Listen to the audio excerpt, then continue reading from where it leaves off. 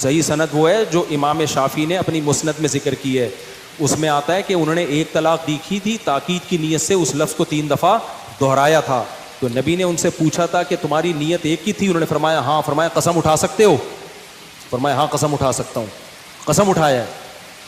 تو وہ تھی جیسے ہم کہتے ہیں نا سانپ سانپ سانپ، ایک ہوتا ہے لیکن اس کو دہراتے 3 دفعہ ہیں. تو اس پہ قسم اسی وجہ سے نبی نے اٹھوائی ہے کہ بھائی 3 دفعہ دی ہے. تو وہ اصل جو صحیح سند ہے وہ چھوڑے جاتے ہیں، اور جو مجہول راویوں کی سند ہے اس کو ذکر کرتے ہیں یہ لوگ. تو اس لیے بہت بہت اوٹ پٹانگ کی ہے اس میں اہل حدیث لوگوں نے. اللہ نہیں اوٹ پٹانگ دیکھیے، انہوں نے اوٹ پٹانگ کیا. دیکھیے آپ ہماری احکام اطلاع والی کتاب جا کے دیکھ لیجیے. ہم نے اس کی ساری سندیں، یہ جو مسند احمد کی روایت ہے حدیث رکانہ، اس کی ایک سند بھی ایک طریق بھی ہم نے نہیں چھوڑا ہے. اس کے سارے طریق کو اکٹھا کر دیا، ایک لائن سے لگا دیا ہے، اور پورا کمپیئر کر کے ہم نے دکھا دیا ہے کہ راوی کہاں غلطی کر رہا ہے کہاں غلطی نہیں کر رہا ہے. یہ جھوٹی باتیں بیان کر رہے ہیں کہ وہ تاکید کا مسئلہ تھا، یہ مسئلہ، یہ ساری باتیں من گڑت ہے، جھوٹی باتیں. ایسی کوئی بات نہیں ہے.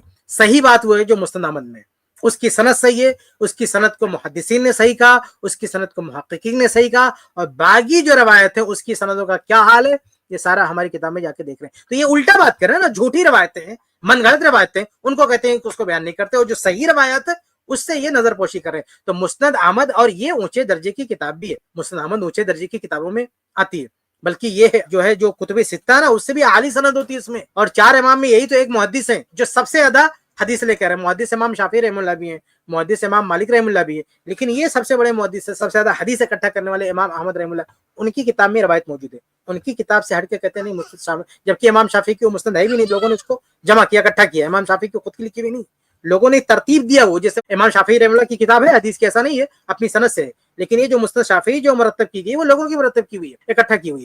بہرحال کہنے کا مطلب یہ کہ کوئی ایسی صحیح روایت موجود نہیں ہے کہ وہ تکرار کے لیے تھا، دہرانے کے لیے تھا، تاکید کے لیے تھا. ایسا بالکل بھی نہیں تھا. اور ایسا اگر ہوتا کہ کسی نے تکرار کے لیے اگر 3 بول دیا تو عمر رضی اللہ عنہ کا قانون اس کے بارے میں تھا ہی نہیں. جو کہا جاتا نا کہ اللہ کے نبی صلی اللہ علیہ وسلم کے دور میں 3 طلاق ایک ہوتی، تو اس سے یہ مراد نہیں ہے کہ وہ تکرار والی بات تھی.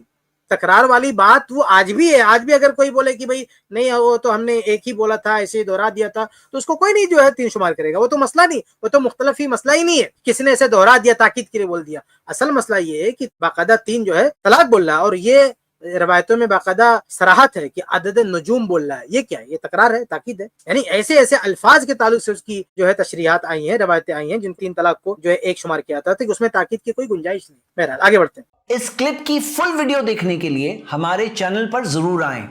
آئی پلس ٹی وی نے ایک نیا یوٹیوب چینل شروع کیا ہے جس کا نام ہے آئی پلس ٹی وی اختلاف کا حل. اس چینل پر صرف اختلافی مسائل پر ویڈیوز آئے گی، لیکن دلائل کے ساتھ اور بھائی چارگی کے ساتھ. آپ کو میں دعوت دیتا ہوں کہ آپ بھی ہمارے اس چینل کو سبسکرائب کریں، ہماری ویڈیوز کو شیئر کریں، اور نوٹیفیکیشن آئیکن کو آل سلیکٹ کریں تاکہ آپ کو ہماری ویڈیوز کا نوٹیفیکیشن مل سکے. جزاک اللہ خیر، والسلام علیکم ورحمۃ اللہ.